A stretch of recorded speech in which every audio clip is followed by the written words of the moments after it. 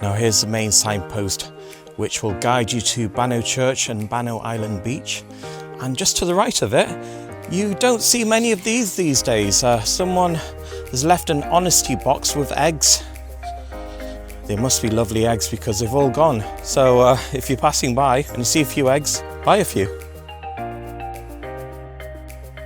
And here's another colourful yet unusual sight on the Bannow Bay Peninsula, which you'll come across if you're heading towards Bannow Church and Bannow Island Beach. So it looks like it used to be an old pub back in the day. I don't know if anyone's living there. It looks as if there are signs of life. So if anyone knows a little bit of history of this spot, feel free to leave me a comment below.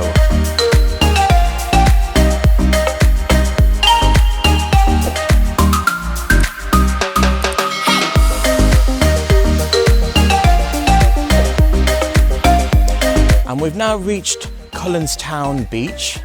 And if you go to the extreme east side of it, you're going to come across this. It's a house covered in shells. I've never seen anything like it. But I think it might have encountered a bit of storm damage, which, as you can see, the roof is being repaired at the moment. Let me just get closer to the gatepost there. You can see the intricate details, and fair dues to the artist who has done this. It's done a brilliant job. Yeah, must have been very patient doing all this. And I'll show you a bit more. Even looks like the shed as well. And looks like it's dedicated to the memory of Kevin L. French, who designed and crafted the artistic shellwork of this cottage, 1921 to 2003. So I believe we have found the artist behind it. God rest his soul, he's done a brilliant job.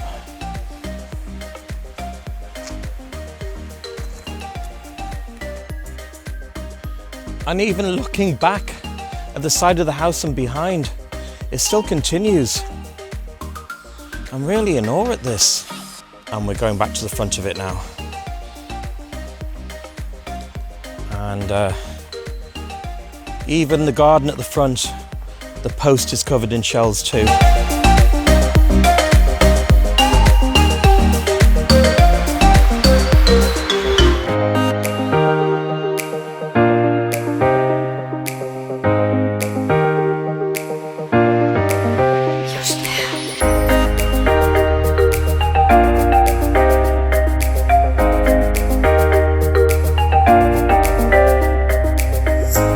Just in front of the shell house, there's some steps leading down to the beach, which I shall take now, whilst I watch my footing. And this is another lovely beach. Plenty of sand on it, a few rocks, wave breakers. I'm sure this will be lovely on a scorch river day. So I'll just traverse these rocks and find a safe way down without breaking my legs. And we've made it. Yeah. Still there's a man and his dogs having a run, going eastwards. Some more rockpool territory in front of me. There's some islands just there. I think they're the Kira Islands, I think they're pronounced. And then panning to the west, we see the Salty Islands there, where you can get boat trips from Kilmore Quay, which is further down the coast, heading in that direction. Oh, listen to the gorgeous sound of those waves lapping on the shore. You just can't beat that sound of nature.